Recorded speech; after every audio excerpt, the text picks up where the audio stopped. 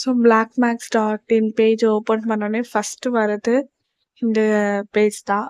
So இதில் வந்து நீங்கள் சப்போஸ் அக்கௌண்ட் க்ரியேட் பண்ணாமல் ஃபர்ஸ்ட் யூஸராக இருக்கீங்கன்னா do not have an account get started click பண்ணி நீங்கள் வந்து அக்கௌண்ட்டை க்ரியேட் பண்ணிக்கலாம்.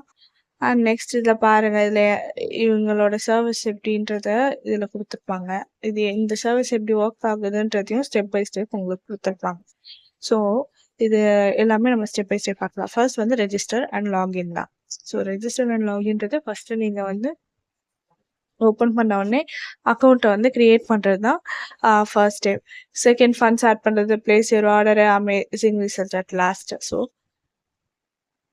இதில் வந்து ஸ்டெப் பை ஸ்டெப் பார்க்கலாம்.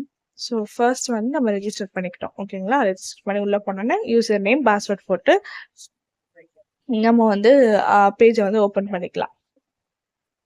இப்போ நெக்ஸ்ட் ஸ்டெப் வந்து நீங்கள் ஃபண்ட்ஸ் ஆட் பண்ணுறது. ஸோ இப்போ நீங்கள் யூசர் ஐடி பாஸ்வேர்ட்லாம் போட்டு ஓப்பன் பண்ணோன்னே இந்த பேஜ் வருமா? இதில் நீங்கள் வந்து ரைட் கிளிக்கில் பண்ணிங்கன்னா இங்கே ஆட் ஃபண்ட்ஸ் இருக்கும். நீங்கள் ஆட் ஃபண்ட்ஸ் கொடுத்தீங்கன்னா இந்த பேஜ் ஓப்பன் ஆகும். இதில் இருக்கக்கூடிய ஸ்கேனர் யூஸ் பண்ணி நீங்கள் எவ்வளோ அமௌண்ட் நீங்கள் ஃபண்ட்ஸ் ஆட் பண்ணணும்னு நினைக்கிறீங்களோ அதை நீங்கள் பே பண்ணிவிட்டு அதோட யூபிஆர் நம்பர் ஷேர் பண்ணிவிட்டு எவ்வளோ அமௌண்ட்டுன்றதை என்டர் பண்ணி வெரிஃபை டிரான்சாக்ஷன் கொடுத்துட்டிங்கன்னா உங்களுக்கு அமௌண்ட்டு ஆட் ஆகிடும். ஸோ இதுதான் செகண்ட் ஸ்டெப்.